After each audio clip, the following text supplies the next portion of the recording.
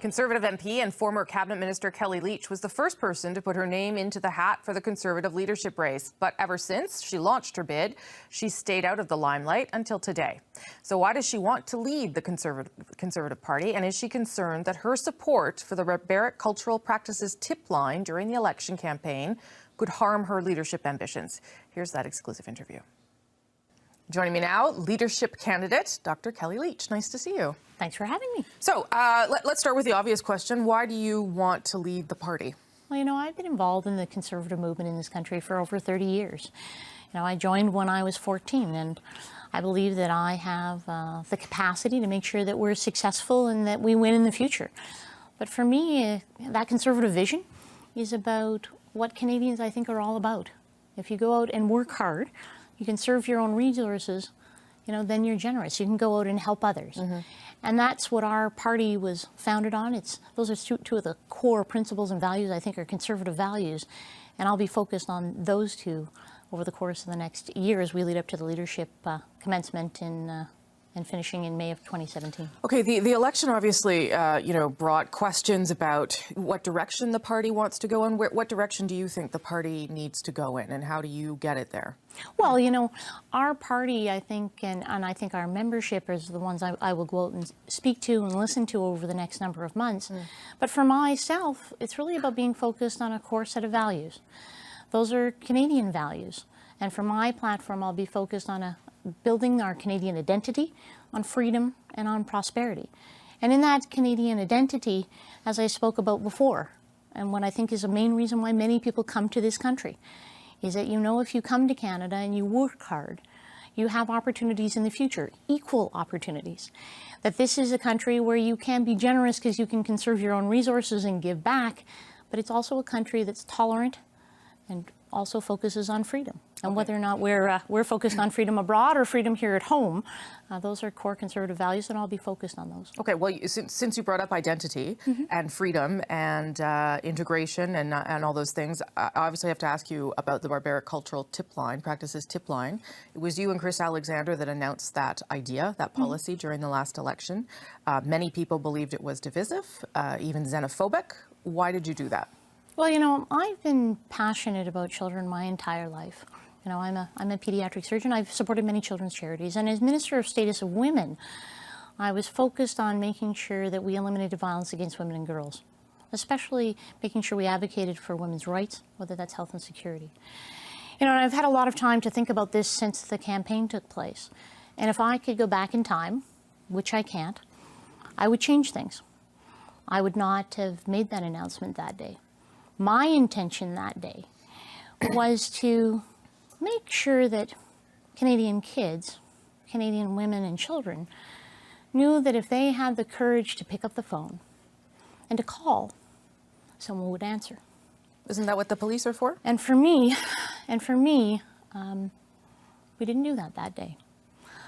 You know, in and amongst what we put forward that day, the message was lost. And I take responsibility for that. And what I hope we do in the future, as you're alluding to, is that we make sure that those first responders, those people who are at the end of the line, that they're educated and understand that when some young child phones with this concern, they go help them. Okay, I take all that and I see that you're emotional about it, but why did you do it? Were you forced to do it? Did someone tell you to do it? Because it was your decision to stand there that day. Oh, absolutely, and I take responsibility for it. So why did you think it was a good idea at the time? You know what? In hindsight, you know, as I said, I would change that day, but you know, I did do it, and I did it. At the time, what was your reasoning? My reason was that I'm passionate about kids. I had read a report, actually, I have it here, about the incidence of forced marriage in Ontario. And it talks about the number of women and children that have been forced into a marriage. And I'm passionate about kids, and I have a track record on that. And that's why I did the announcement. But you didn't see a problem in the optics at a time when we were talking about the niqab, we were talking about the identity. There was already a division in the election campaign for two white people to stand in front of a phone tip line and say that if you were of a different cultural practice, you shouldn't bother calling the police. There would be this other RCMP tip line. You didn't see that the optics of that would be pretty ugly? Look, in hindsight, I take your point. And at the time that we made the announcement, we weren't talking about race. We were talking about, and what I was talking about was protecting kids. And look, well, that message was not delivered that day at all. And I completely agree with you. Yeah. That message was completely overtaken. And I regret that. And I regret that it occurred, and it shouldn't have been done. Whose idea was it? Whose idea was it? And so, look, this is not a time period pointing fingers at people or looking at what happened. Well, I mean, it has affected your political career and Chris Alexander's, so it would be interesting to know where the idea came from. But for myself, what it's about is, as I say, I'm passionate about protecting Canadian children.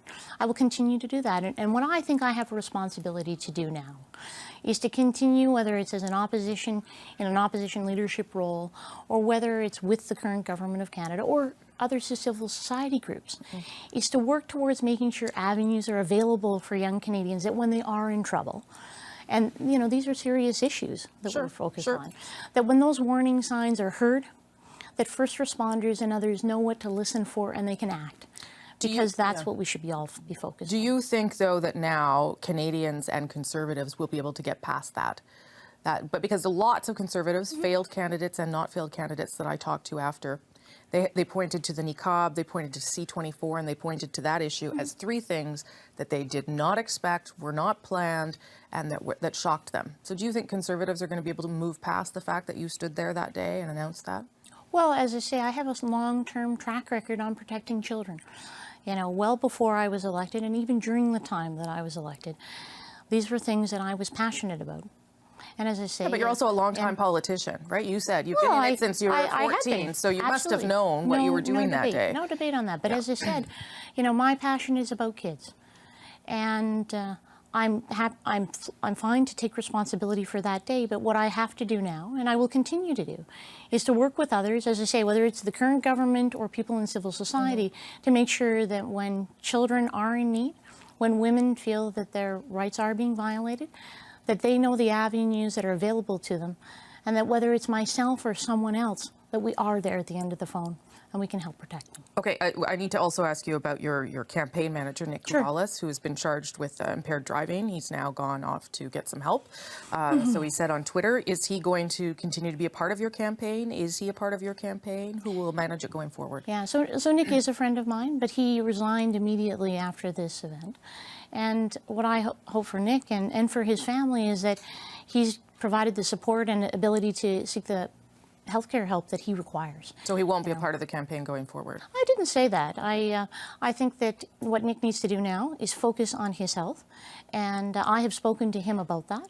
And if he rehabilitates and is in a position that he can play a meaningful role in the future, I'm happy to have him back. But first and foremost, and I say this with respect to any employer, anyone who works with other volunteers, I want him, in my case, for Nick to get the help he needs so that he can deal with this addiction.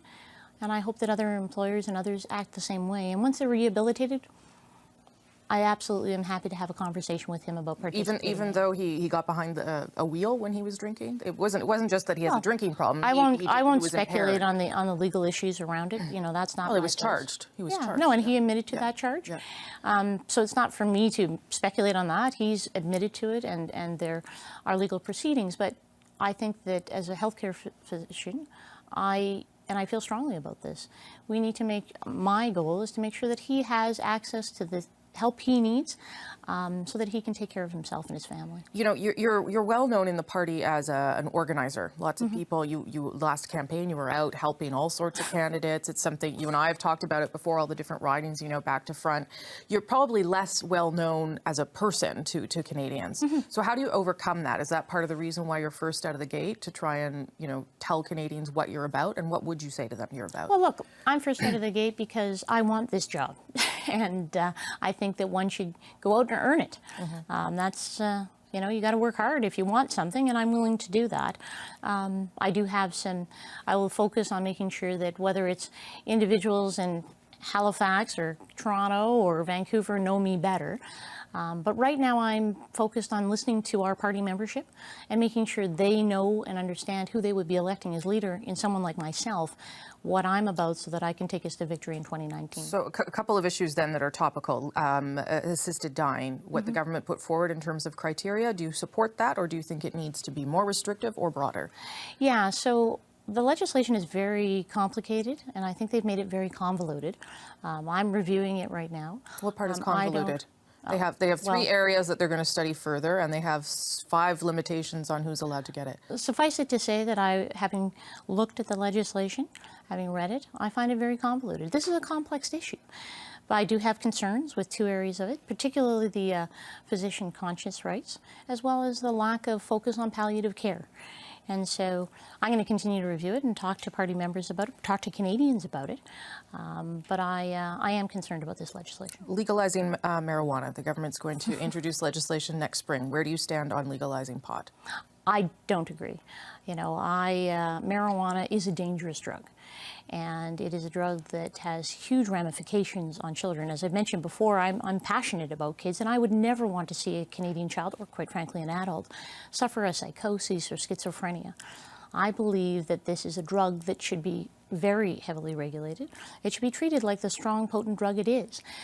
Put it in pharmacies, make people have prescriptions so that those who need it, for the reasons they need it, whether it's a cancer patient or a veteran, have access to the drug. But it does have to be controlled. And I'm very, very concerned at the direction that the government is taking right now. And I would advocate, if they want to take action immediately, that they should start to do the things today that they've done on smoking. You know, we have huge advertising campaigns on making young people aware of the impacts of smoking. They've been very effective.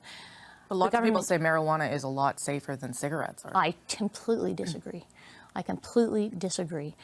You know, I think that this is a potent drug, and that, you know, if the government can act today in moving forward in a public awareness program to make sure young Canadians understand the impacts of it. We do that for smoking. This is another drug that they would be smoking. But I do believe that this is a drug that is potent and it should be controlled, and the best way to do that is at a pharmacy, making sure that people have scripts, so the people who really need it, you know, if you're in pain because of a disease or a veteran that we're hearing about now, that they have access to it. Last question, and this is on the money to launch the campaign. It's $50,000 to launch a bid, and candidates have an extra $50,000 that'll be held in trust. Correct. In case you break any rules. Is it too high? Because there's been a lot of talk in your party lately from Deepak O'Brien, Peter Kent, that even the membership fees are too high. They're going up to $25 at a time when the Liberal Party is eliminating membership fees entirely. Is this keep people out of the race? No, you know, this is a serious job. You know, we're applying to be the leader of the opposition and potentially the prime minister of this country. I think a serious job means that you have to have serious people with an entry fee. And so I'm not concerned about that. And I think that those that enter will take this very seriously, and I'm looking forward to the debate amongst my colleagues. Okay, so am I. Thank you. Thank you very much. Appreciate you coming in. Thank you very much.